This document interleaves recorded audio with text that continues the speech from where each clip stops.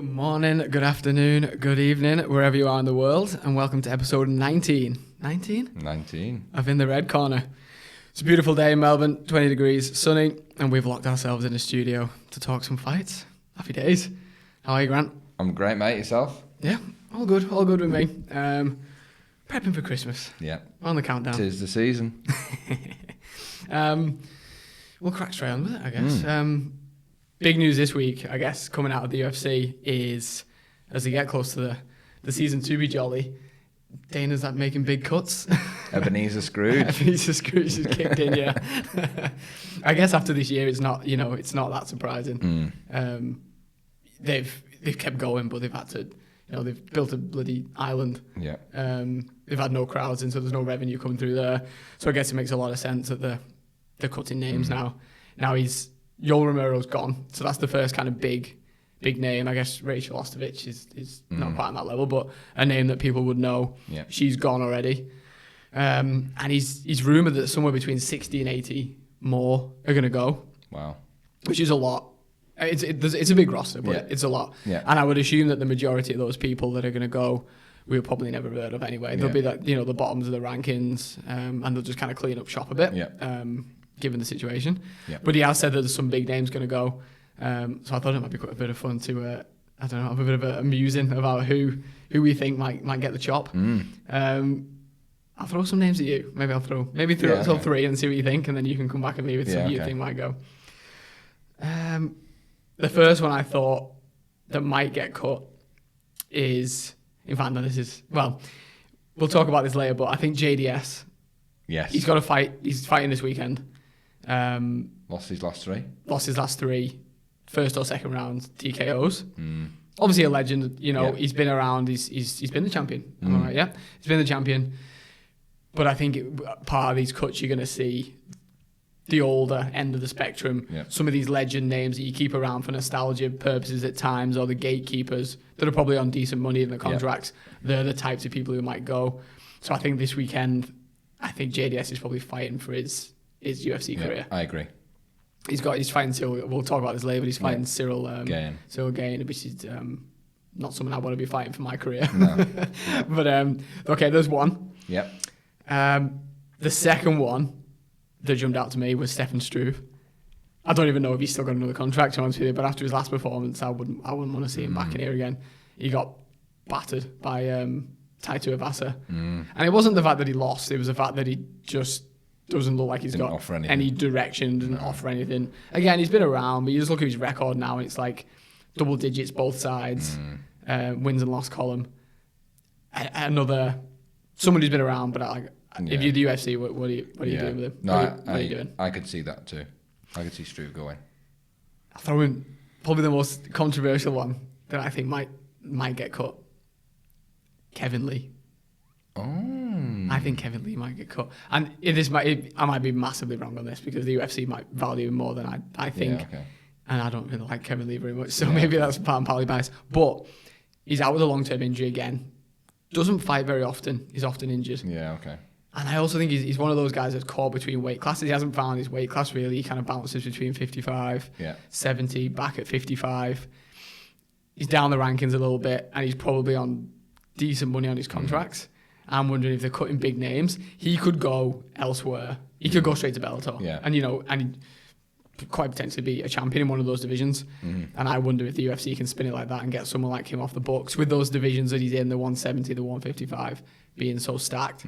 I wonder if he might be one that gets the chop. What do you reckon? Yeah, I could see that, but I think, maybe not straight away, but I think it's an important 12 months for Kevin Lee, because I think, well, depending on how long the injury is. He's done his knees, one of his knees. Okay. I think he's out for a fur whack. He's out for a fur. Do you remember that head tattoo that was doing the rounds? Did you see that? Yeah. Was that legit, do you think? I think it was, yeah. It's minging that. So if you've got a knee injury, and what are you doing? He's just sat around. Just bored. I was tattooing my head. I just tattooed my whole of my head. Yeah. We're getting good money, so I'll just waste it on my head. Exactly. That's exactly the reason. If you're Danny looking like he's spending his money on his head tattoos. Yeah, no. About not my money, mate. About a training camp. Yeah. What about a better bloody... About a coach. Strength and conditioning coach. Yeah. Okay. All right, hit me with one. Robbie Lawler. Yes, he was on my list as well. I think he'll go.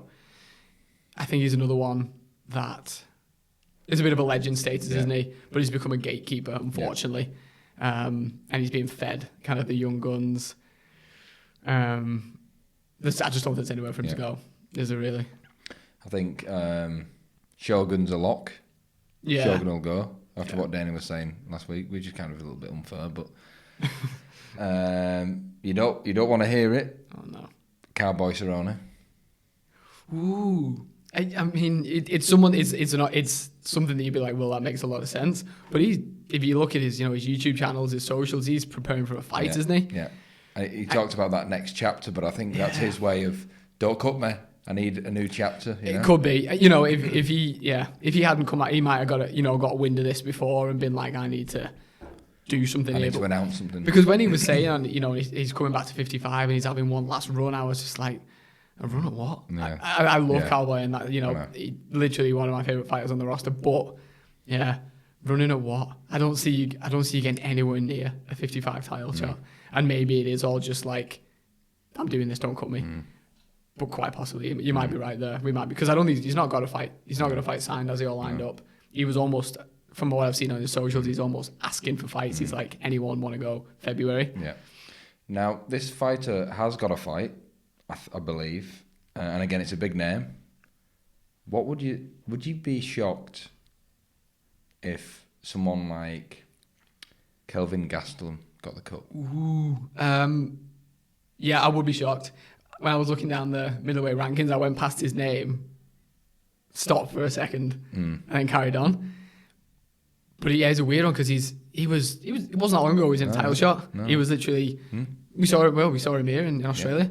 But since then he's slid massively. And I don't know what it is that's happened to him, but yeah, potentially because again he could go elsewhere and still and Dana can swing it that way to him, like we'll cut you from the UFC, but don't worry, like you'll go to Bellator and potentially be a champ. Yeah, that's got potential. Can I throw one to you? Yeah. Mike Perry, would you cut him? Quite possibly. Massive entertainment value, but I think maybe too much like hard work in terms of his attitude towards the weight cut, his attitude towards professionalism. Doesn't even have a corner. Do you want that in your organisation?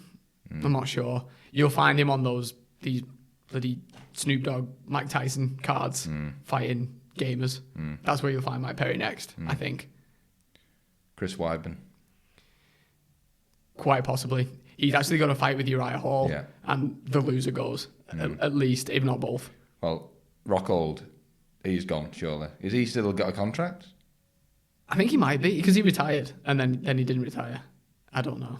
I hope so. I hope they cut him. I can't stand him. And probably a final one. Oh, no, I'll give you a final two and then we'll move on. Okay. I know that was another thing about a new chapter. Gustafsson. Potentially. I mean, there's enough competition there at heavyweight at the minute, but he's only had one go. I don't know. I feel like they'd give him another go, but it didn't go as planned, did it, in the heavyweight division? And the final one, fighting this weekend, Jacare. Yeah, quite possibly if he doesn't. Because he's also coming off a 2 or 3 fight skid, isn't he? He's not fought in about over a year. No. I think it was last November. So yeah, quite possibly. He'll if he loses this weekend, I don't think we'll see him again. No. Do I have any more? I don't know if he'll cut this guy because he kind of works for the UFC anyway, but I don't think he'll get another fight. Dominic Cruz, if he gets beat by Casey Kenny. Yeah. He screams gatekeeper there for me. And even if you're Dominic Cruz, I don't think you want. That's not what he wants. He doesn't want to become a gatekeeper. No. Just hang it up.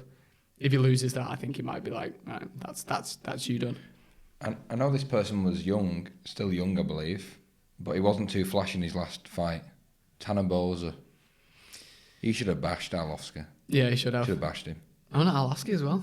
I mean, he's coming off a win, but it was just, if you're cutting people, he's not going anywhere, is he? Like that's it. You've got to try and think of, if you're the UFC. And he said tough decisions. Yeah, there will be. These people of anyone who's of that kind of era would be on a decent amount of money because you're not really taking pay cuts, are you? I wouldn't have thought when you renegotiate these contracts. Females, Claudia Gadelia. I don't want to see it, but... I know. Yeah, maybe. She, again, talks the talk and I've never seen her back it up. I've not seen her back it up once. No. Potentially. I was looking to the women's divisions and I couldn't think of a lot of people that they might cut just because they're not as deep. So, the women might be a bit luckier. But yeah, she would be a candidate for me if they are cutting from the women's divisions because she, she's not looked great. I wonder if even someone like Raquel Pennington, with obviously because of, in terms of like the women that are kind of in relationships, or with even like now Nunes has got a child. Does kind of one of them sacrifice and say, I'll stay at home and you maybe because someone's they've got to look after a child at the end of the day. Yeah. I suppose someone's got to sacrifice, and Nunes are going. It's not going to be Champ, Nunes, is it? Champ don't work. Champ ain't working from home. She brings home the coin. Yeah. So what is her partner? Nina Ansaroff. And it's Raquel Pennington and Tisha Torres. Oh yeah, so she's fine this. Yeah, I think you're right. Yeah, so she's fine this weekend. So it's kind of not to say that there's kind of a child anytime soon, but those types of arrangements, that then is going to be saying who's more likely to get who's. Depends how desperate he is to cut those women's divisions. Yeah. I think they might be safe because of the numbers. Yeah. Whereas the male divisions are deep as hell. Yeah, that's fine. Tyron Woodley? Did you cut Woodley? I hope so. I hope he gets cut. I delivered the papers myself. T Wood, yeah, mate. Yeah, I hope he gets cut. Yeah, I mean, if he doesn't, he's gonna get the gatekeeper fights now. He's going to get the young, hungry up and comers. Yeah. But again, attitude wise, focus wise, and probably money wise as well. I think I'd ditch him. That'd be interesting. Mm-hmm. There you go. Well, we'll see. We'll probably might get none of them right. Maybe none of them. But we'll see. I guess sticking with UFC. Last weekend's card was better than I thought it was going to be. Yeah, very surprising. Yeah. I think the first one the first person that jumped out to me on the prelims was Ila Tapuria. Mm-hmm. Looks super dangerous. We spoke about it last week because it was your man Damon Jackson with the bad hairline. Yeah. Wasn't in the fight at all, was he? No. He got outstruck. He got outclassed. He showed there was a different levels there. And Tapuria's not even ranked that highly at all, which was surprising to me. I don't know how many fights he's had in the UFC, but it was a lot better than I was expecting. I imagine he'll get a half decent opponent next because he looked really good. Very unlucky to not get the 50G bonus actually. Yeah. Because Dana said afterwards, because a journalist said, "How can you miss Tapuria off the bonus?" And he mentioned him in another, and he went, "I'll sort them out. They're not getting 50 Gs, but they'll get a nice paycheck. So they might get like 20, 30. He's right. Something like that. That's really good. The Louis Smolka and Quinones fight. I thought, I mean, it's a second round TKO. To be honest with you, the fight looked like it was going Quinones' way until I was really surprised when Smolka got the finish. I think it was partly, his good corner work as well after that first round. But that, I mean, neither of them are needle movers there. But you might now see them move on to a main card, and that they're both going to be kind of around that top 10 of that division, I reckon. Yeah. Last one, the main card. I think it was on the main card. The Slam. I guess we've got to talk about the Slam. It's interesting because the Matt Wyman, who got slammed, is a tough veteran, right? Yeah, he's getting cut, by the way. Yeah, add him to the list. Tough veteran. I think he was way back. Like he's tough 3 or something like maybe around Bisping's era. Yeah. But everyone spoke really highly of him. Tough guy, really technical, and this young up and comer Jordan Levitt came in because he's come through the Contender Series, I think, right? So young, new to the organization, and it was a really savvy thing that he did. Yeah. Wyman, pulled guard on him, tried to take him to the floor, and firstly, it shows why the behind the ear strikes are banned. Yeah. Because it does a lot of damage. Yeah. But what he did was, I guess, work around that. Very, very clever. Slammed him exactly on, and he knew what he was doing as well. It wasn't just like a a throw and hope type of thing. He positioned his arms, positioned his body to make sure that he was going to land directly behind the ear on his head. And it's a bit savage at the end of the day, because he was, eyes in the back of his head, didn't move for a little while. But it was legal. It's legal at the end of the day, and he did what he did. I thought I was pretty impressed with it. And the thing for me as well is the way he picked him up. And I've said it was like kind of like when you've got your washing and you unload the washing machine and you kind of carry it to bed and you just kind of flop on. But for me, when he picked him up as well and he kind of moved him to kind of his side of the octagon, it was the thing for me that was even more savage. It was the forearm across the neck. Yep. He placed his forearm on his neck and went and just as in your head staying. It was completely intentional, wasn't it? He knew Your exactly once he got to here. that position, he knew exactly what he was going to do there. I know. And it was. He doesn't seem like the type of person that he's going out to intentionally hurt someone, but it was a legal martial arts technique that he utilised. And his interview afterwards, like you say, he seems a very kind of nice and friendly guy, and I think that made it worse because he was just so like, just like no one expected it. Yeah, they're just like, that's how it happened. Just like, all right, okay, mate, you're a bit psycho. Like, but you like laughed it off, normally someone would rush over and like, is he all right? Just there's a little celebration dance. Wasn't he? That's it. No damage. It's like, whoa. I'll be back here next week. Yeah, very like Chimaev cold, where he just kind of laughs it off. Yeah, he's got death in his eyes. So look out for him. It's look out for Levitt. Definitely. Yeah. As much as I was impressed with Levitt, I was disappointed with OSP, especially after his last. After that, Menenfield best that we've seen. Yeah, after that performance, when he was coming to this, even though Jamal Hill was, the young up and comer, I still fancied OSP in it just because I'd seen that power now, and we know what he can do on the ground. But I think he just got a bit overwhelmed. He didn't have an answer. Didn't have an answer to the pressure. Yeah. And it was a TKO kind of to strikes, but it was more because he stopped fighting back. He'd kind of give up, wasn't it? It wasn't like he hadn't gone down. No. He was still on his feet. He just wasn't really defending himself intelligently. He struggled with that southpaw versus southpaw stance. Yeah. And he couldn't do. Whereas Jamal Hill, OSP was trying to change his feet and stance, but he just didn't let him go. And Jamal Hill, another Contender Series talent. Yeah.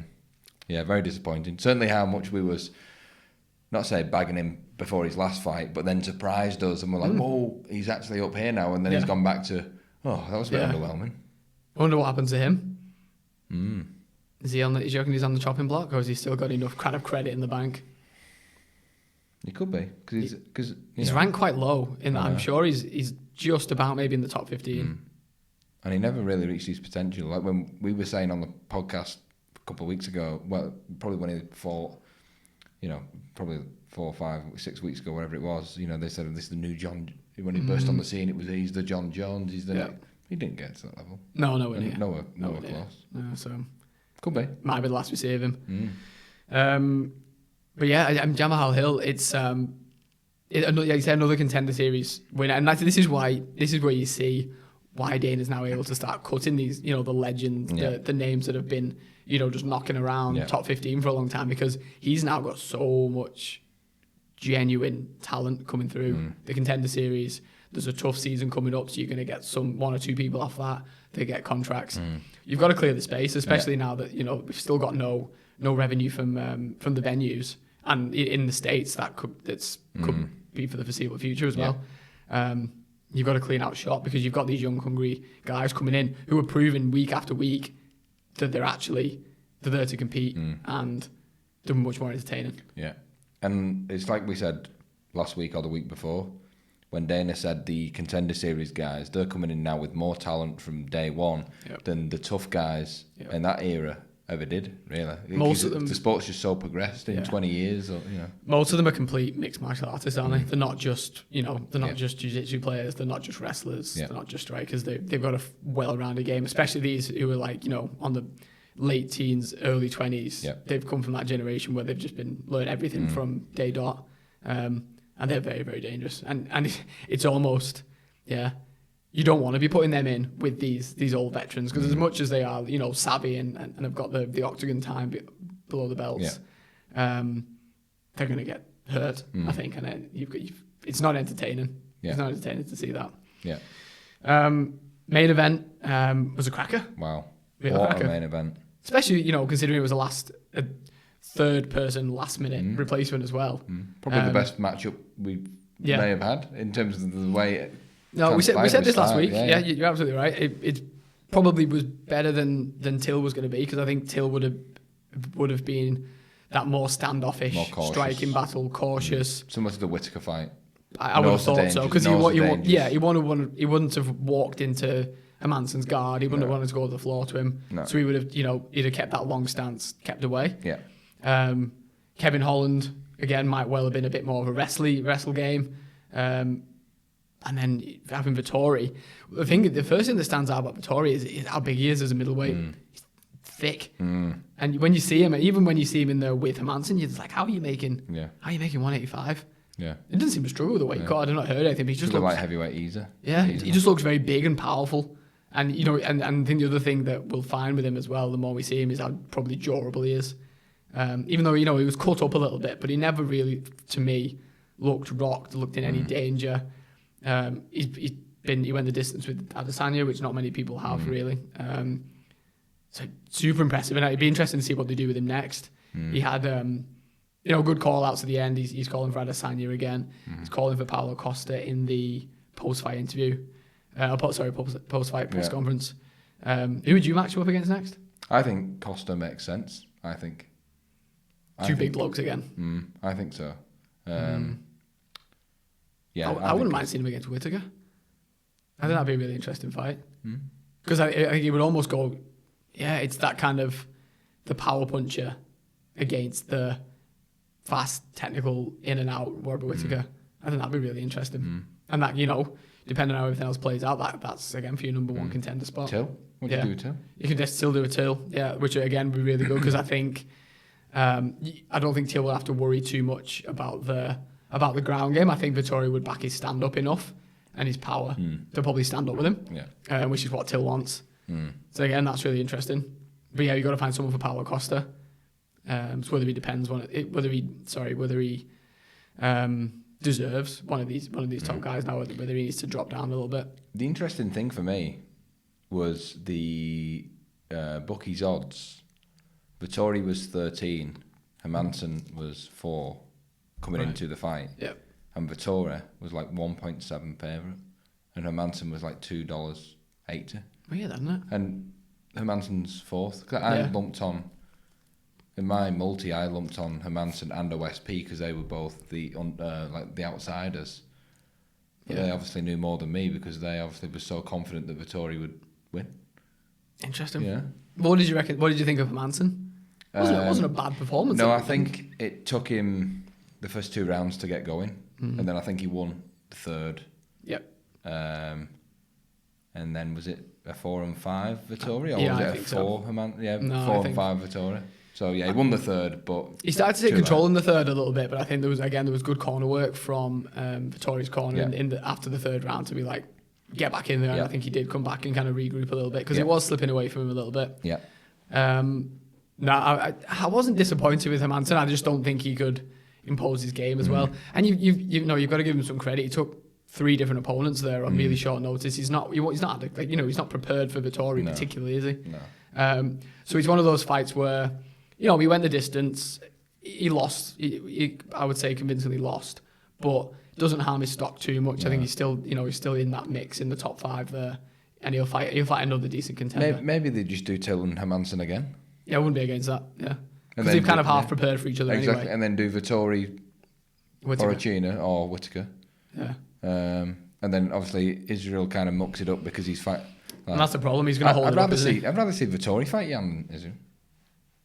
Yeah, it's big enough. 2 big blokes, isn't it? It's big enough. Yeah. Can take a punch.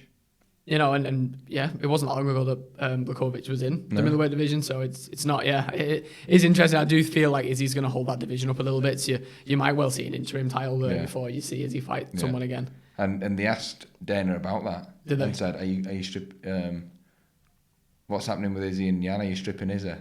And Dana was like, "Oh well, we'll just see how that plays out." But what he really wants to say is no, because I want him to fight John Jones. But he couldn't say Israel's going to go through Jan But you can see it goes, oh, well, do you see what happens in that fight? So that tells me that Dana's going, no, because I want Izzy and Jones now. I want to do this now, and this is the stepping stone. Yeah. Jones looks huge. Yeah. Every time I see him. I know. Looks like he's looking at heavyweight to me. Doesn't look like he's going to fight. No. And it's interesting how he's come out now and saying there's always the debate about the GOAT and who the GOAT is with Khabib. And he says, this is the whole reason I'm coming to heavyweight. Because if I win the strap, there is no debate. No. And you can't really argue with that. No, absolutely not. If he gets that heavyweight, he's best of all time. Exactly. Hands down. Because, I think people forget how good Miocic is in terms of who he's best heavyweights of all time. Yep. Miocic is in the conversation. Yep. So then if Jones does him, and you go, well, now he's even took out one of the best heavyweights. For me, you've got to be the GOAT now. You've got to be two. You've got to have the belt at 2 weights minimum, haven't you? And that's the one thing that lets Khabib down. And I think Jones knows that, and if he can go and get that heavyweight strap, he just puts that doubt. And this is how the sport evolves. Because I reckon in another 10 years' time, we'll be having the same conversation with someone going, you're not the GOAT to you, the 3-weight division. Yeah. And that's just the way it is. You go, but they've got the 3, and they go, keep getting better. It's just the way it evolves. Yep. Pay-per-view event this weekend, 256. I was sleeping on this card a little bit. Yeah. I obviously I knew that we've had a few swaps and changes haven't we, on like the main card. Yeah. So we obviously know that we've got the Figueiredo, the title fight, and we had Tony Ferguson on there, but that's kind of all I'd focused on. And then when I went through and saw the full card, it's actually, even with, there's quite a few dropouts with COVID and stuff like that, a few last minute changes, even with that, it's a pretty good card. I'm really looking forward to it now. To kick off the prelims, you've got that young Chase Hooper. He obviously needs a win. Come from the Contender Series, incredible jiu-jitsu player. But then when he got but he got tested against Alex Caceres, who's not really ranked himself. Got pieced up on the feet. He had to go away and learn how to strike. And isn't am I right in saying that there's kind of a marker against that because of he didn't. Did he miss weight? No, he didn't miss weight, did he? Caceres? No. I don't think so. No. Maybe though. No. But I mean, I know he just got Chase Hooper got battered. I think he needs to learn how to either defend those strikes and implement his jiu-jitsu game into those at a higher level, or he needs to learn to stand and strike better.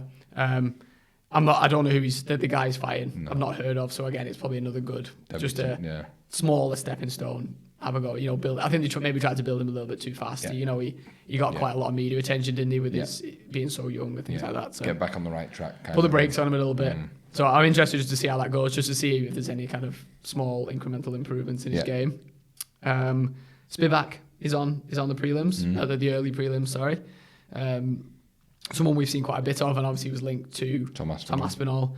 So I guess that fight's still on the table if Spivak can get another win. I think Aspinall's turning around again maybe early next year. I'm not sure if he's matched up yet, but I always keep an eye on Spivak now because I just see that matchup with Tom Aspinall coming at some point. We lost Angela Hill, unfortunately. Tisha Torres is still on the card. Who were you saying she was fighting? Someone, Sam Hughes or something? Someone with no face. No face on internet, so... Fair enough. Tisha Torres is always, she's always decent to watch. A good contender in that division. Yeah, lump on her, I reckon. Yeah, I think so.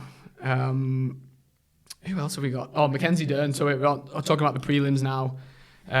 Mackenzie Dern is fighting the female Max Holloway. The female Max Holloway. For those of you that don't know, now that Max Holloway has a good head of her, and I can't even pronounce her name. I think it's Jandaroba. Jandaroba. Yeah. Prefer Max Holloway. The female Max Holloway. Maxine Holloway, we'll call her. Maxine Holloway. That's it.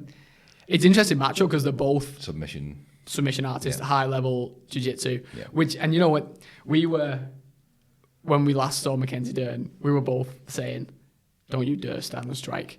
Just do what you're supposed to do. Yeah. Get on the ground, finish. And and she did. We'd argue that her opponent, who I forget who it was, made a huge mistake by going to the ground straight away. Yeah. You'd signed her own death warrant there. Yeah.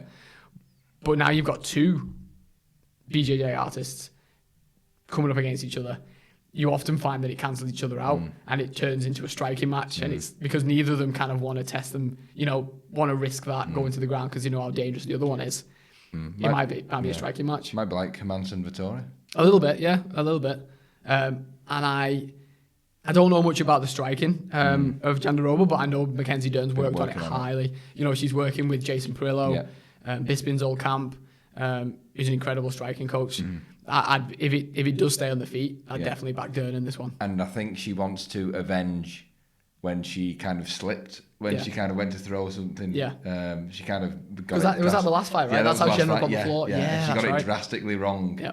And then that was so. Then she knows she's better. Yeah, and afterwards she was like, Jason won't be happy with kind of that. So I think And this might be a good chance, you know, to test that striking skills because you're coming up against someone again, similar skills to yourself. Yeah. So that should be an interesting fight. And again, I'm sure we'll be. If it doesn't go well, we'll be screaming for her to go to the ground again. But I'm hoping we see a decent striking performance, and because she does as high levels as a BJJ is, as you climb in these rankings, which I think she can because she's got the skills. You've got to hold that striking game at some point, or you're going to get caught out, aren't you? Co-headline of the prelims, Cub Swanson. He's fighting Daniel Pineda, who I don't know heaps about. Got a kind of an up and down record, a little bit older. But I always keep an eye out for Cub Swanson because he's never in a bad fight, is he? Yeah. It's always a war. There's another veteran. I don't know whether you put him on that list if he loses. I don't know his record off the top of my head, like where he's been his last couple of fights. He's lost his last couple. I don't think he's on a win streak of any kind. But he's another one of those guys who's been there and fought everyone. He's Mike Perry, but without the problems, without the baggage. Always game to fight. He reminds me a lot like him, but he's the sensible. He comes. Yeah. He's the guy that people like, type of thing. Professional, dedicated. Yeah, very similar style, but he doesn't come with baggage. Yeah, basically. Very true. And you just wonder, he's probably getting on a little bit now towards the end of his career anyway. You just wonder if he comes up short in this one. Might be curtains for him. Yeah. He might even call it himself. It may not even be Dana saying you're cut. He might just go, I'm done. That's the way it is. It's interesting with the we're going back to the cuts again, but you wonder how much of it is a ploy from Dana and the UFC just to put that seed of doubt in everyone's mind. Step up your game. Step up your game. Don't turn down fights because it's cutting season. You wonder how much that plays into Islam Makhachev. Yeah. Do not let us down again. Because he said the big names there, so everyone, you almost put everyone on notice. Yeah. No one's kind of safe there. It's like, the people like Leon Edwards who they've mentioned in the past that they're not happy with him because he's not just the yes man. He's not just taking fights. He doesn't fight super often. He's a bit more calculated. Yeah. Everyone like that. Now that they're saying, we're out to cut people, I wonder how much of it is. Just to remind everyone, if we offer you something, take it. Don't start moaning about money. Don't moan about your weight. Show up, do your job. And it might be quite a savvy move in that sense from them. It'll be interesting to see. Headlining the prelims, Gillian Robertson, Andrea Lee. Both not got great records at the minute. Andrea Lee especially is on a 3-fight skid. But it's 10 and 12 or 11 and 12 ranking wise. I think it's a chance for Robertson, who's on the rise. She can get a win here, puts her in the top 10. Yeah. Angela Lee, a 4-fight losing streak in that division. I don't know if we'll see you again. Quite potentially. Yeah. Main card. Kicks off with JDS, and we were talking about this in the whole roster cuts chat. JDS is fighting Cyril Gane. Yeah. Who's 6-0. So he's relatively, he's young, he's an up and comer, but everyone's quite high on him. You just have to look at him to know that he's a powerful dude. And I think JDS has been fed to him a little bit here because he's only 6-0, and JDS is probably ranked quite highly for someone who's 6-0. But I think they've seen a chance here to. I don't know, to almost end JDS's run. There's a chance he slips back a little bit and becomes that gatekeeper. If he doesn't get, I imagine he loses this fight. Yeah, I agree, and I think we'll either see that in devastating fashion, or we'll see a very savvy veteran grind. Yeah, and that hopefully for JDS. For JDS, I hope that's the mindset he's coming in. He's like, I've got to be very. Yeah. I've got to. Arlovski's Katana Boza. It's not going to be a pretty fight. Won't be. He's got to make it. I'll get the hand raised. Yeah, he's got to probably stay out that range. He's got. He's an elite level boxer, hasn't he? He's got to stay out that. He's probably going to have to use that boxing. Whereas Cyril Gane's going to come in with that. Those powerful overhands, stay out the way. Maybe try and get him to the floor, use like you say, use your experience. Yeah.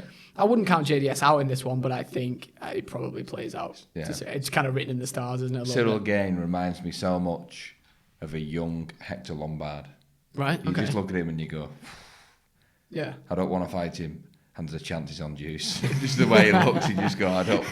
And you go, well, he's got that look. You just look at him and you just know he's powerful. Yeah, and you go. But again, that's it. He's 6-0, so he's relatively new to the division. I don't know if he's, I don't know how. I bet he's not been the distance many times. I bet everyone who's fought there, he's probably sparked them out pretty quickly. Yeah. Again, JDS, drag him into deep waters, Exactly. see how you go. Yeah. You might lose a decision in the end, but let's test him, and that might be why they've matched him up with JDS. Yeah. Someone who's going to test him, so he gets to that next level. Mm-hmm. Who else have we got? Kevin Holland. We nearly lost him because he's now. This is the fifth fight, right? Yeah. COVID ruled him out of last weekend's event. We would have fought Hermansen. Back in this weekend against Jacare Souza. Again, I hadn't realised how poor Jacare's record was of recent times and how little he fought. So again, it could be a perfect fight for Kevin Holland. Mm-hmm.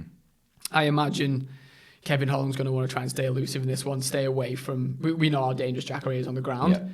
Yeah. No matter kind of how old he's getting or, what his record's like, he's still going to be really dangerous on the ground. Yeah. Even, with Kevin's pedigree in wrestling, I wouldn't want to go anywhere near the ground with Jacare, I don't think. And, we know Kevin Holland's got that really unorthodox movement. I imagine he's just going to want to use that, be active. He's fit from this year, stay out his way, pick him off. What do you think how it's going to go? I think the worry for me with Jacare is, you're absolutely right, the stuff on the floor. And I just think, again, we talked about the cuts. I just feel as though he's took a lot of damage throughout his career. There's a lot of miles on the clock. Yep. And I just think Kevin Holland, he knows how close he is to this fight of the year talk. He's in that conversation and he goes, what better way to finish my year than dispatch a veteran and possibly end a veteran's career 100% in the UFC. And he'll probably know Sunday night if he's fight of the year, because if Figueiredo wins, he's fight of the year. Figueiredo loses and Kevin Holland wins, I think that's Kevin Holland's really there with everything he's been through this year. I think I'd back Kevin Holland in this fight. I think I would. Just how active he's been this year counts for a lot. I think. Yeah. And I think it might go the distance, and it might just be surely on output. It might surely be Holland's the one going for the knockout more than Jacare. Yep. Jacare's trying to get out of the way, but it's just output. Yeah. He's throwing. He's looking the more dangerous. He's moving forward. He's advancing. Yep. He's looking like the most likely to get the knockout. Yeah. Close fight, and the judges go, Holland gets it. Yeah, because he does it, like you're right, with the movement thing, he has that advantage in terms of the judges' eyes. If it's close, they'll be like, Holland didn't stop moving, did he? Like that's it goes in your favour if you can be quite unorthodox and moving around. Whereas I don't think it's not Jacare's game, is it at all? No. We're also seeing Fiziev on this card. I said that name right. I'd only seen him once before. We saw him on Fight Island fight Mark Casey, which was it was one of those, we don't see this often, even though it's fight sports, but where you're watching the TV and you're wincing. You because you're like, oh, that's got to hurt. Yeah. And hats off to Casey because he survived he went the distance, didn't he? But Fiziev kickboxing, his Muay Thai was savage. And I'd never heard of him. No, I don't know how many fights he's had in the UFC now, but just off that performance alone, super dangerous striker. Coming up against Moicano, he doesn't have the greatest record again, a little bit up and down. Brazilian, so he's got a good pedigree in the lightweight division. But for me, Fiziev all day in this one, all day. I agree. The co-main and main are both really interesting. Co-main in particular, I guess I'll let you take me through this one because I'm talking a lot. Tony Ferguson and Charles Oliviera. Well, we actually said last week. And it's actually quite funny because, we keep talking about the cuts. We I don't know whether Dana tunes into this podcast, but we spoke about the last, it's about trimming the fat cards and people lose and such a thing. And you made the bold statement last week, Tony Ferguson's done. Is he on the cut list? If you're serious of him being done and he's kind of on the slide... I You know. I don't know if I'd cut him. Even if he lost, I don't know if I'd cut him because he's game. Yeah. And he'll. Yeah. I feel like he's the type of person that would cut himself. Yeah. If he didn't think he was up to it. Yeah. But if he loses this fight, he's out of the lightweight picture. Yeah. You become the gatekeeper then. Yeah. For a while, you're fighting the up and comers. You're fighting the people outside the top 10. Yeah. He's fighting for his place in the lightweight picture. Yeah. Both of these are really. Yeah, yeah. I think Charles Oliviera's probably got a little bit more to lose. Yeah. A little bit more room. A bit more room. Ferguson will be out of the lightweight picture if he loses this fight. Yeah, because, and we said it last week, I think Ferguson, you think Oliveira. I want to see the old Tony bounce back, and the reason we're saying this is his last loss against Gaethje was so devastating. Yep. That you've got to show us something. You've got to be back. If you can't be tweeting every week saying champ shit only and all this when you're getting beat. You can't. Yeah. If you want to be in the conversation and call out McGregor and your Khabibs, and you've got to be there. You've got to be relevant, because they look at you then and go, why would I honestly take your fight? And if you said that a couple of years ago and go, what, they wouldn't, they'd turn their nose up at Tony Ferguson and go, you're crazy. Yeah. And as you know, as good as a promoter as Dana is, and as much as he wants to see the best fights, and he likes the brutal knockouts and stuff like that, he isn't going to keep putting Tony Ferguson in there if he keeps getting pieced up. No. He has responsibilities for people's health as well. Yeah. He took a lot of damage in that Justin Gaethje fight. He's taken a lot of damage in previous fights before that as well. He's the type of fighter where it is, meet in the middle. Yeah. Whenever he fights, there's damage on both sides. Yeah. You know, because he's super dangerous as well. Yeah. But he's willing to take the shots, isn't he? And there's only so long. We had the same conversation about Justin Gaethje as well. In terms of at one point in his career, they were like, you can't keep doing this, mate, because we're not going to put you in those situations where you're going to get hurt. And I think that's where Tony Ferguson will be. He's got to show something here. How do you think this fight goes? Because they're both quite unorthodox. Yeah. You think they're both good submission artists. Yeah. I think Oliveira has been working on his striking, and that's been improving fight on fight. Where do you think? Where does it take place? I think we're going to find them on the floor, but I don't think they're going to intend to go on the floor, but something's going to happen where maybe Ferguson gets rocked, he clinches him, he tries to kind of recover, grabs hold of him or something, they go to the floor, and I've got to think Ferguson is going to pull something off, some sort of submission or some sort of limb. I think and we're going to go like that savvy vet, and he go, wow, he's, similar to like a Figueiredo or like a Demetrius Johnson would do, backs up, Anderson Silva backs up against the wall, and suddenly you go bang, and you go, yeah, that's the old Tony. Yeah, it's absolutely possible. I think the key for Oliveira in this one, he's got to be intentional in what he does. Yeah. Because we know how Tony Ferguson can find an opening anywhere. Yeah. He'll go in from being knocked down from a strike to a roll, and then he'll grab your leg, and you've got he's very comfortable and flowy in kind of how he approaches it. Yeah. So if you're Oliviera, you've got to know what you're doing. You've got to be intentional. Right. I'm intentionally taking you to the ground, and that's where I want this to take place. Yeah. This is what I'm going for. So don't give Tony the opportunity to figure something out on the whim. Yeah. Or if you don't want to go on the floor, keep your distance, strike. Again, don't let Tony get in on you if that's where you want it to take place. I think that's how Oliveira wins. I still think he wins. I just don't think Tony Ferguson's the same fighter that he once was. I think that the peak of his career is over. And I think as well it comes a lot down to his team and stuff like that. Again, it's similar to not on the same level as Mike Perry, but it's very unorthodox. It's very weird. Yeah. And he's his own man, and that's fine. And it's taken him so far. I just don't think in the top, against someone who's very, very dangerous like Oliveira, I just think having that team around you, the solid team, a bit better direction. If he didn't already have his guy, Tony Ferguson needs Trevor Whitman. He needs someone like that. Yeah, he needs someone who, but I don't think it works. I think he's his own man. He doesn't. He trains weird. I watched the Embedded today. I don't know if you've seen the second Embedded. Ferguson's doing some stuff at the PI.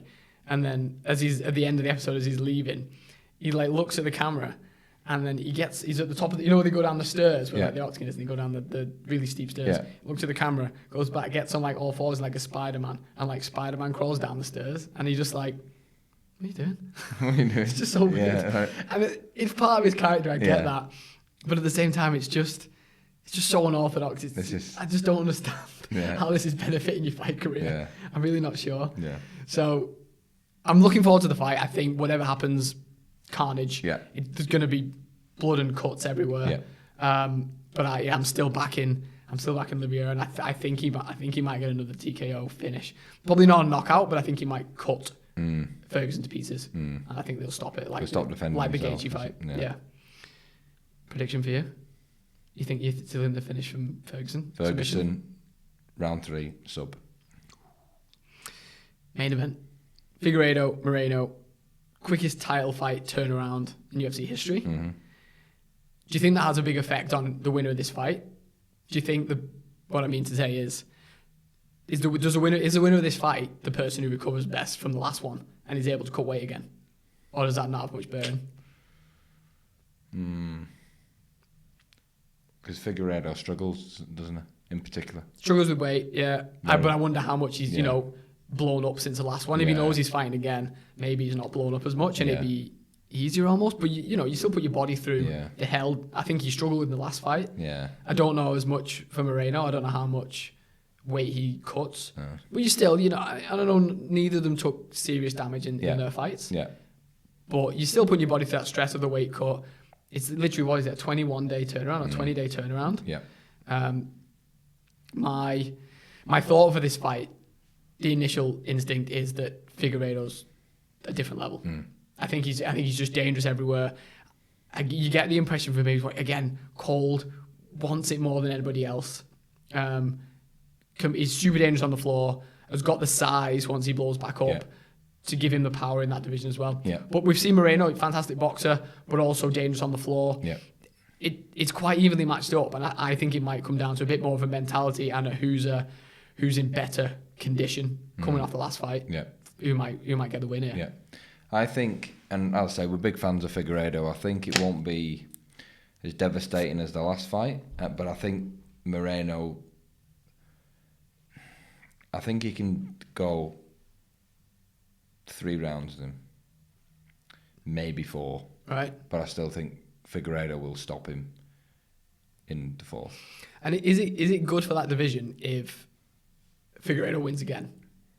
Is it? What I mean is he becoming another Demetrius Johnson where it's dominant and then he gets boring? Yeah, like us and Cejudo.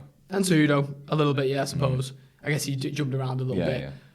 Would it be better for that division? Is it more exciting if Moreno wins and it opens it up again? I feel like the division's always on the cusp of being ditched. Yeah. Is it more interesting if you'd swap the belt around a bit? I think, and I spoke about this the last time we was previewing Figueiredo. I think the UFC want to make not say a new Demetrius, but I think they want to have that dominant person, especially the out and out Brazilian that lives in Brazil, speaks the tongue. Yeah, I think they need that Brazilian king. Yeah. Unfortunately, they're so far away from having a Brazil card because of COVID and all that kind of stuff. But yeah, they could build an incredible Brazilian card now. Yeah. And I think that's what I think you hold Cejudo back for. Yeah. I think you said this last time. Figueiredo keeps that belt. Guy. Yeah. Keeps Cejudo, bring him back. Even like a TJ Dillashaw if he wasn't, when he's back. Yeah. You hold him back and you have the bad guy, send them to Brazil. Yeah. You can build an awesome card around that. You still got Aldo knocking around. Yeah. Mackenzie Dern's got a big Brazilian following. Mm-hmm. Darren Till potentially has. The heaps, there's so many. Yeah, that's interesting. So predictions on that. I think Figueiredo relatively early. I think probably second round. Right, okay. I don't think it goes very long. Yeah, okay. I'll go 4th. 4th Figueiredo. Yeah. Nice. Well, we can't talk about UFC all night. No, can we? Can we keep talking about UFC? I particularly like to talk about this morning's Champions League action. There's 2 main points. We can start with not United first, if you like. Did you see the game being called off? PSG and Istanbul. Istanbul. Oh, thanks for saying that.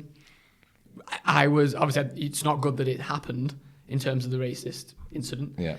But it is good that both teams walked off and refused to play. Yeah, unity. It wasn't one team against the other. It wasn't, we don't want to see footballers against officials, but it's footballers against anyone. It's just solidarity from both teams to say, we're not having this. Yeah. See you later. Got off. I think it was Denver Bar that's kind of got the the bit of the headline. And the assistant coach, Pio Webo, it was kind of them too. But Denver Bar is kind of the one that you see. I think Webo kind of starts it, and then he's kind of remonstrating to the fourth official, and then I think Denver Bar comes over, and then he's the one saying, obviously we're not going to repeat, but he's very much saying he's saying you never kind of say these white people. So kind of what is, and it's right. It's like kind of what is the need of that language?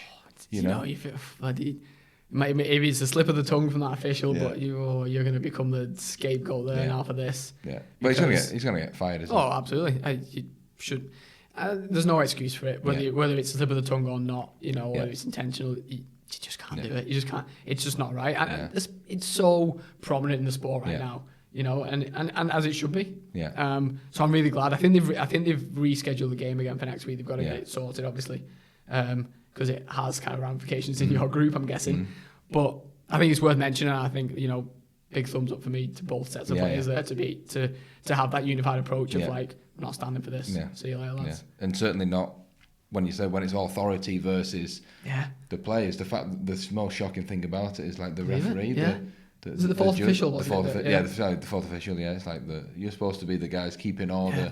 You're the ones that it's all about respect. I'm sure they're mic'd up as well, so I'm sure there's no hack. Yeah. This is again insane that you'd say something when you were mic'd up. Exactly. It's like Atkinson all over again. Yeah, exactly. It's they're the ones doing the respect, and it's all Yeah. You're booking players for dissent, and you're the ones giving it out, saying this is how you do it. This is just why they got to make a stand on it, haven't they? So it's good on them for making a stand because it's not acceptable, and this could be the incident that changes. Catalyst, isn't it? Huge. You need something like that, don't you? You need this big show of unity. Yeah. Again, you don't want it to happen ever at all, but the fact that it does, it's got to happen. There's always learning. The Champions League, the biggest stage.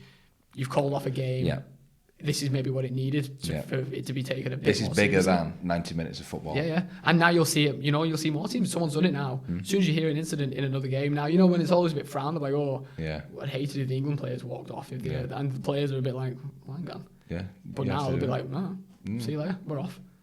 It's not standing for it. So, no, good on them. Yeah. Elsewhere in the group, disaster for you, men. Disaster. I mean, it's good that United lose on the morning of the podcast. It's always nice to get some raw emotion. I like it when you play on Tuesdays and not me. Yeah.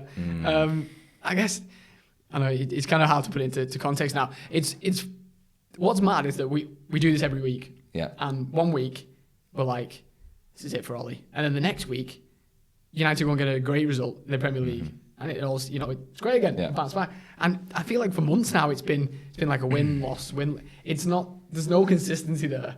I don't know what that is, but he's never safe. I haven't seen the game from this morning. Is it an Ollie thing, or is this a player thing from this morning? Where does the fault kind of lie today? The defence for a start. But I would argue it's both because the team he put out and I would say the tactical naivety. So you look at it on the face of it, there was 5 defenders on the field for Man United and 2 defensive midfielders. Right. So there's 7, and that's not including the goalkeeper. So you've got a goalkeeper, you've got 5 defenders, 2 defensive midfielders, and you can see 3 goals. How does that happen? That's like the definition of parking the bus. It is. It's parking terribly. It's 8, and then it's Bruno, Greenwood, and Rashford. Yeah. And it's Telles, it's Shaw, it's Maguire, it's Lindelof, it's McTominay, it's Matic, Wan-Bissaka, and it's David De Gea. Has he gone there for the draw? Has he gone Which there? I feared. Let's 0-0 I said this. I said this last week. I really feared about this fixture, and I said to you, he always wins the game that he needs to win, and one time. He's not going to do it. Yeah. And, the only positive out of it is, everyone knows it's, going to Kazakhstan on a Thursday is that's what it's all about. Happy days. So, but yeah, to summarise, Wan-Bissaka for the first goal, Shaw for the second goal, Maguire and De Gea for the third goal. Maguire letting the ball run in the 6-yard box as if he's just waiting for as if he's just missed the bus and goes, no worries, the next one's coming, no problem, that ball rolls in behind. I don't need to look behind. I know David De Gea's there, so I'll just, no worries. What is it, a brain fart, a moment of madness? But I really hope, I can't understand why Maguire's done it, and the only possible thing I can think of, which again, you clear your lines, maybe De Gea's had a shout and said it's mine, right, okay. And Maguire's like, and so then you go, right, well, you blame De Gea, but I don't play at centre back for Man United, but I can tell you that in that split second, the criticism I always have of David De Gea is he stays on his line too much. If that was Dean Henderson, you'd be confident he's coming to Dean Henderson, as soon as it got past Maguire, Dean Henderson would have jumped on that. Sergio Romero would have jumped on that. Yeah. But David De Gea stays on his line too much. Well, I suppose if you're criticising Maguire, then you should know that, shouldn't he?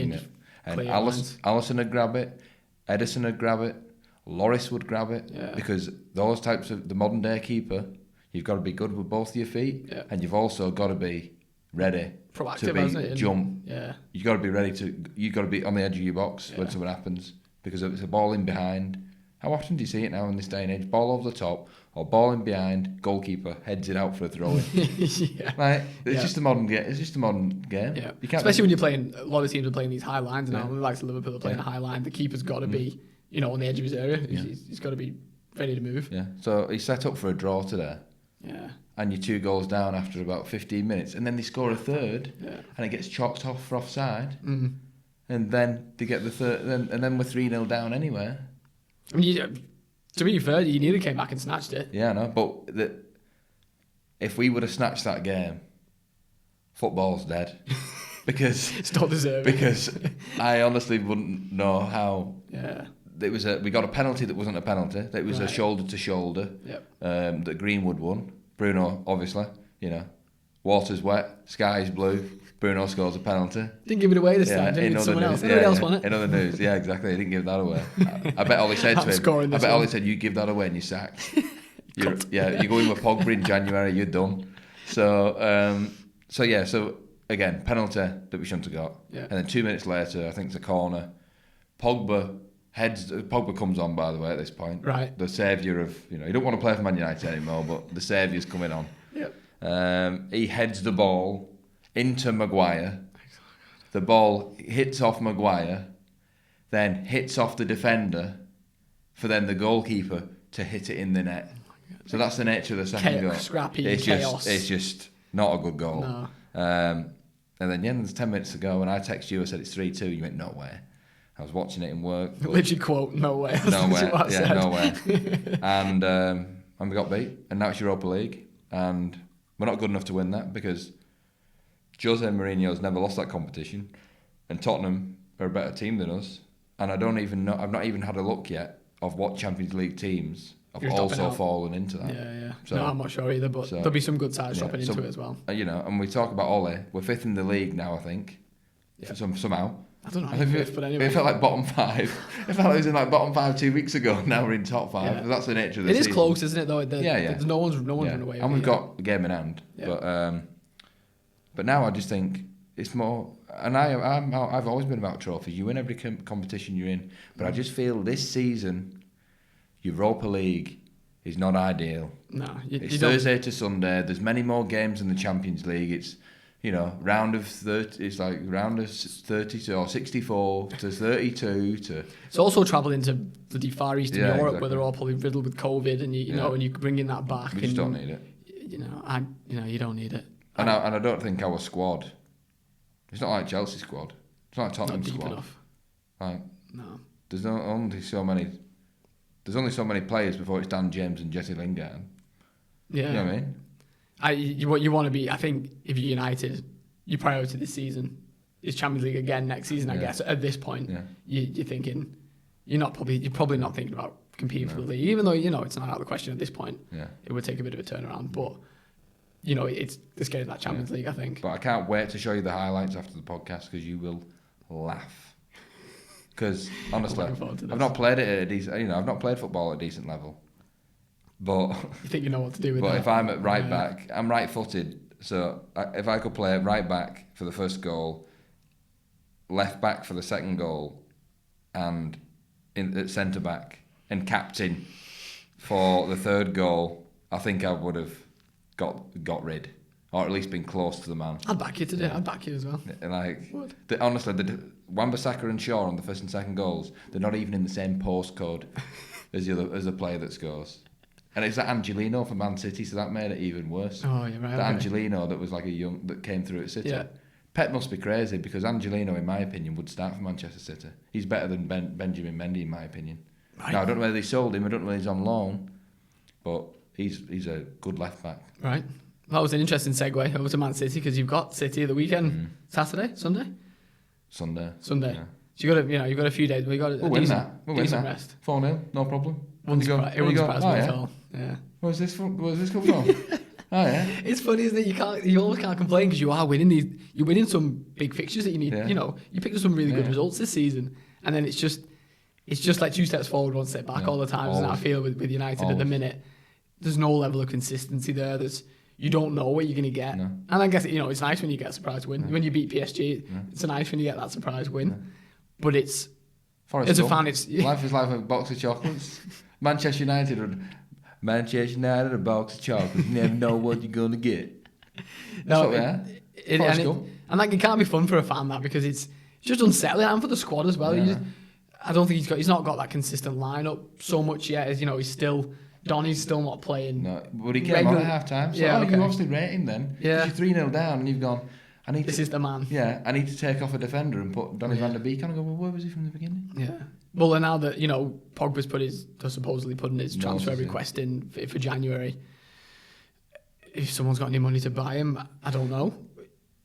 Great, you're putting that in, but what does that mean? If no one comes in for you, what do you do for the rest of the season? Who wants him? Who wants him? Brighton? Derby County? Aside from going back to PSG, we've said this before, I don't know where else he goes. No. I don't know who's going to spend decent money on someone who's clearly awkward. Good player, but I don't know if you risk it in Go to China, mate. Yeah, maybe. Go to China. Such a... Because the poster boy in China. Yeah. And then... I know he's not struggling. I know he's not on JobKeeper. I know he's not struggling. He's not on minimum wage. No.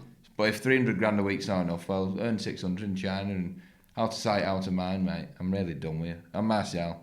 Done with him as well. I'm done with a lot of them. Just put me in charge. So, anyway. I can't tell how much I'm reveling in this misery. And this goes back from the West Ham game at the weekend. Yeah. Which we won that game. Somehow. Because they should have been 3-0 up, at least, at half-time. They threw the game away. They didn't take the chances, as Man United tend to not ever do. And I criticised Ollie against PSG. I'm criticising him at Leipzig. So therefore, I should give him credit for the game management at West Ham. But then I would argue that he made 2 subs at half-time, Bruno Fernandes and Rashford coming on against West Ham, and then Juan Mata coming on about 10 minutes after. Them 3 changed the game. So, yeah, it's good game management. Why aren't they on from the beginning?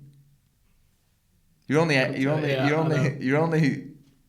providing the solution to your mistake of them not being in the lineup. What, West Ham away is an easy game, is it? So it is strange. I found we've said it before. His in-game management is strange, but it stems from his original team selection. Yeah. He's making himself make these kind of weird substitutions at weird times because it's almost like. He 10 minutes into the game, he's like, shit. Yeah, he goes, shouldn't have done this, really, should I? I didn't mean to put Shaw on. Yeah. I was like, and I've always been the approach of,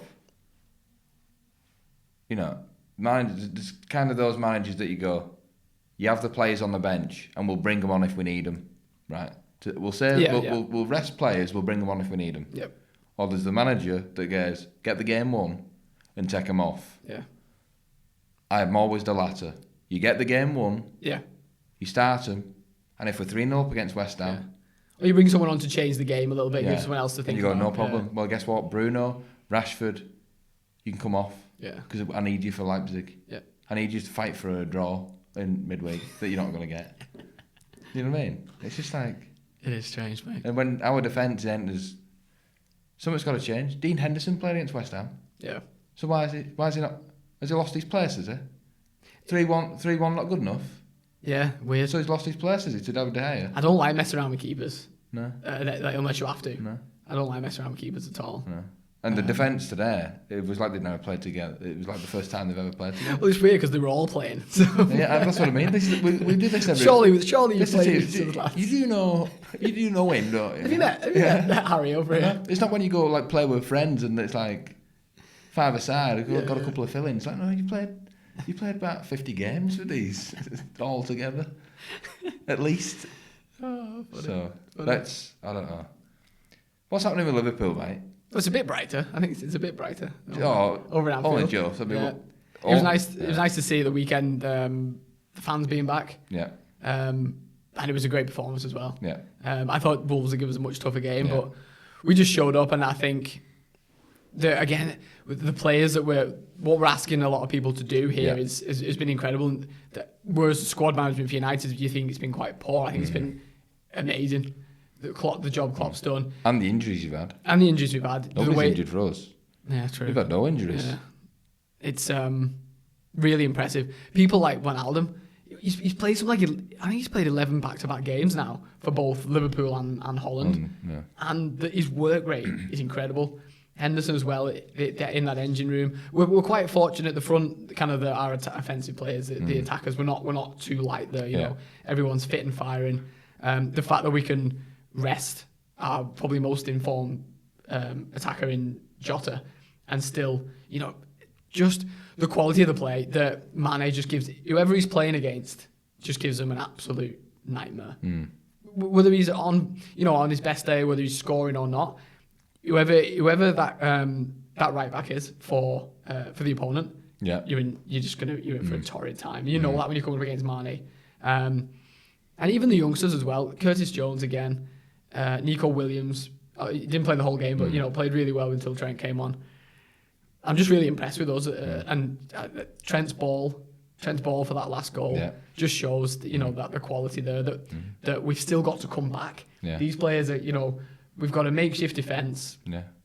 Matip getting on the score sheet. Again, took his goal really well. Looks solid. Him and Fabinho would probably be a starting centre back pairing for most other Premier League sides. To be honest with you, well, they would have. If they was playing for United, they wouldn't have conceded 3 goals. Incredible. They're both incredible, and considering they're not even really first choice in that position. So it good times at Liverpool at the minute. It's funny, but I got text you. It was the first time, and I was happy how it turned out. Obviously, Cody had a bit of a nightmare with the first goal. Salah did well to kind of anticipate the mistake and took it well, but it was an error from Cody really. And then the penalty, which I was made up that he got overturned because you don't see that often. It was a different use of VAR, wasn't it? Rather than giving a daft, soft penalty. Yeah. This one picked up on the fact that it shouldn't have been a penalty, and he clearly dived. I'd argue still that he should have got booked probably because it was a clear dive, wasn't it? I was impressed with Mane. Managed to get his foot out of the way. I can't believe he actually did that in full speed. Nice to get his leg out of the way. If that was Pogba, he would have booted him straight through his knee. He would have gone, mate. What are you doing? Yeah, I'm guessing what Cody did is kind of see Mane coming in the way he was coming in, anticipated the contact, and went down with it. Yeah. Unfortunately for him, again, you've got to be. There's a lot less diving at the minute, I would say, in the game as a whole because of this exact situation, which is good. It's a good thing for VAR. Yeah. It's done a lot of things that we maybe don't agree with, but something that it has done that goes probably under the radar is that diving's been near enough eradicated because you can't get away with it now. You look like an idiot. They'll pull you back, as they've done with this one. Yeah, I'm gonna. Because you've clearly, but I think there should have been a booking there. Yeah, I don't know why there wasn't a booking. Yeah, but like going back to Mane, because he was kind of in a way, because he was ready to clear the ball. He was kind of mid-bicycle kick almost. He was ready to... Because he'd done that thing where he's putting his weight backwards, his knee to make contact with the ball. Land on his back and kick it, and then his Cinco come in, and he's kind of done that anyway, but then managed to his leg halfway bend up. His foot and not touch him. I think that's pretty good. Athleticism. And smart, very football IQ. It's a nailed-on penalty if he doesn't do that, isn't it? Yes, because then they go, foot's up, reckless. Yeah. Yeah. While we're on VAR, we should also point out, was it Chilwell in the Chelsea game that did exactly the same thing that Robertson got done for the week before? Yeah. No penalty. Yeah. Yeah. And I don't know if you've seen the highlights of the Man United West Ham game, but the goal that gets us, the goal that gets us back in it, is it went out of play by miles, but because of the angle, it went to VAR, and because Dean Henderson's kicked it and it's gone like this, there's no line, there's no angle that you can say is that ball over that line or not. But then when you look at it, when someone's obviously had a look at it afterwards, the ball's like here and the line's like here. Wow. So it's miles, and if you went straight down, the ball's miles out. But because it's like a curved, it's like a corner when when it goes out sometimes. It's like the eagle-eyed thing. Yeah. So sometimes when a corner doesn't come in, sometimes it's hard to know if it's actually has it come in or is that gone straight out. Yeah, right. You just don't know because the bend. But again, VAR can't do anything because they're only allowed kind of one angle or supposed to have one or two angles. Right. They can't now turn it upside down, and they can't they can't do that. Yeah. They just got to look at it and go, well, from that angle it's inconclusive. So if it's not clear and obvious, even though some West Ham fans, Matt Williamson in particular, would argue it's obvious, there's nothing you can do. No. One thing I want to kind of talk about with Liverpool, it actually got brought up in the WhatsApp group that I'm in from back home. Shout out to all the RZ fancy football lads. But they actually asked a question. Does Heung-min Son walk into the Liverpool team?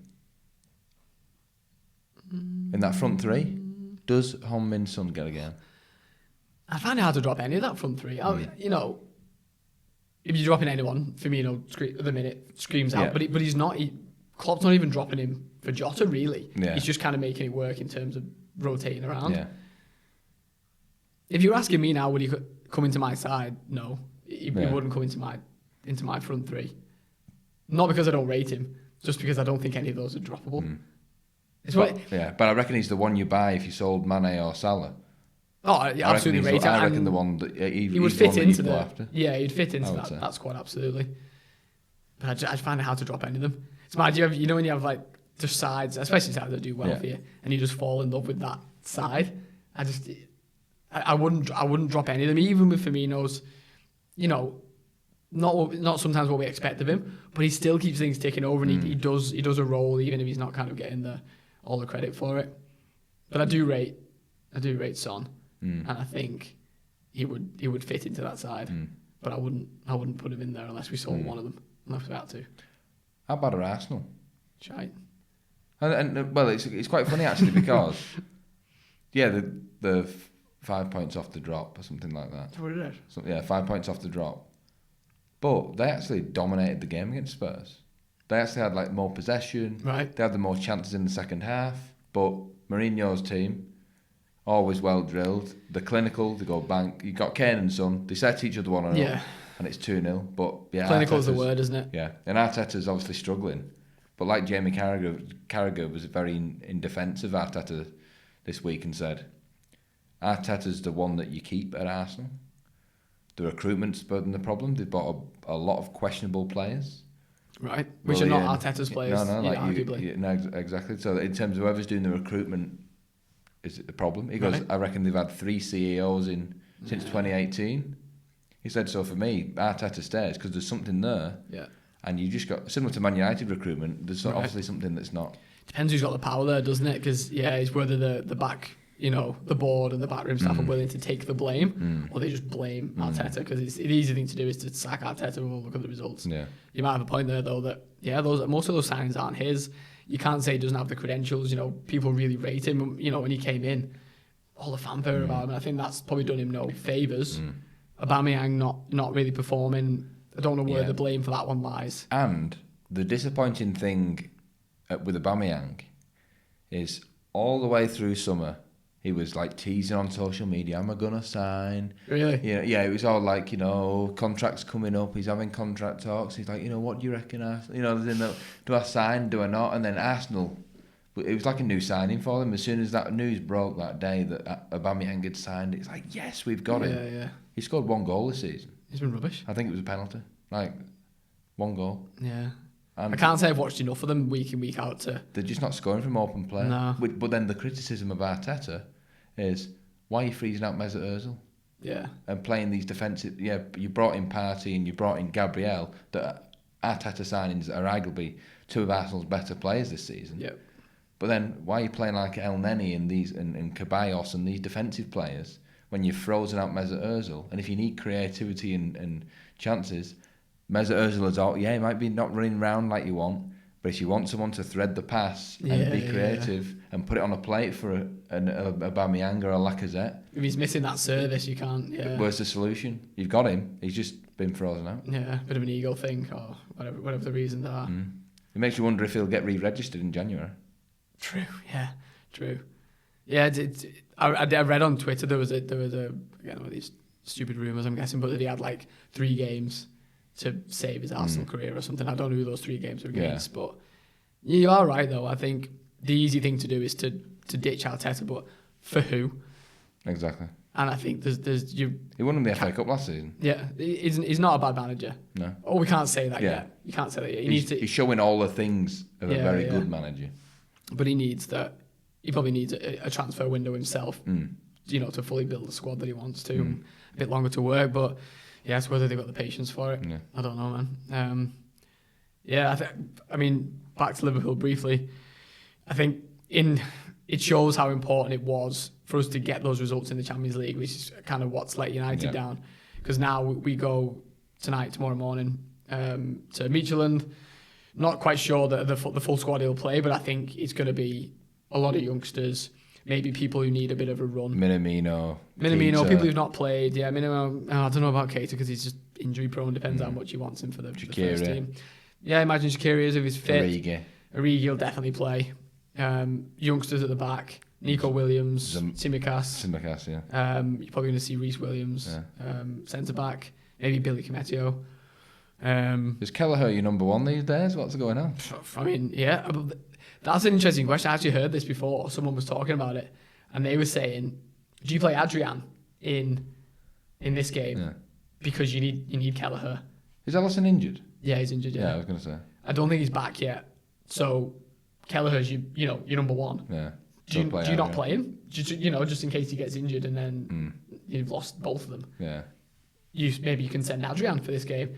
Doesn't matter this game. Obviously, you want to win, and I think if we get a win, we go through with 15 points in the Champions League, which doesn't happen very often. We haven't done for a long. So there's that kind of carrot dangling. Doesn't matter too much. I think he will play a mixture of the youngsters, a lot of inexperience, get the game time, but also he'll give people a run. You might even see someone like Trent. He's not fully match fit yet. He's had an injury. Get cobwebs out. Give him 45 or something. Well, while we've got the 5 subs, you might see a bit of that. Because then we're backing it up again. We go. I think it's Sunday. We play Fulham. So again, it's another one of those games where you might be able to rotate a little bit. Looking at the squad that we've got, we've been able to do damage to teams without playing the full first team all firing squad. We'll rotate the front a little bit. Because then I think we go Sunday, Wednesday again, or Sunday, Wednesday, Saturday. Yeah. So still fairly, it's coming thick and fast still. But that Champions League result was huge. Yeah. And just that's one thing I didn't mention in that rant about Man United. And I said it last week. When I saw the group, we weren't going to qualify. Then the group is in our own hands and we can top the group. Just win in Turkey. And this game didn't mean a thing. No. We could have similar thing that like you're going to do tomorrow morning. Yeah. It's a game that means nothing. Yeah. But no, we had to put our pressure on. And now suddenly we've not qualified. And it's not, you look at on paper and you go, well, yeah, PSG and Leipzig, all right, they go through. But it's a circumstance. It was in our hands. And I don't know whether that's a manager thing. There's a more savvy, experienced manager, a Pochettino. Does he play it differently? Tactically. Yeah. It's that Turkey game that cost us ultimately. Yeah. I said to you this morning, at the end of the day, the start, when you got that draw, it's a tough draw. It's a tough group. Yeah. But when you're approaching that as a manager, when you look at the fixtures, you go, right, well, we've got to win both of them, both of those Turkey games at a minimum, and then you see what you get from the rest.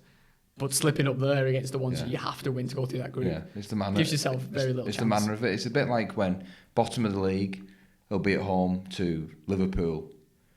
They're 2-0 up with 10 minutes to go. The game finishes 2-2 and they'll go, we'll take a point against Liverpool any day of the week. And you go, but not in the circumstance.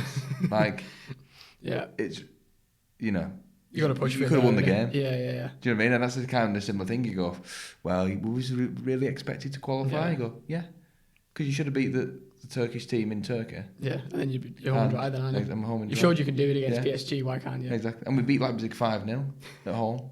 And I know that was the anomaly, and I knew this would happen because people were getting carried away with the 5-0 when it wasn't really a 5-0 game. Yeah, it was just one of those things that. So anyway. Yeah. Well, on that note, that joyous note for United, we'll leave it for this week. Thanks everyone again for joining us, for tuning in. As always, give us a little like, leave us a comment, hit that subscribe button, and we'll see you again next week. Cheers, Matt. Cheers, Matt.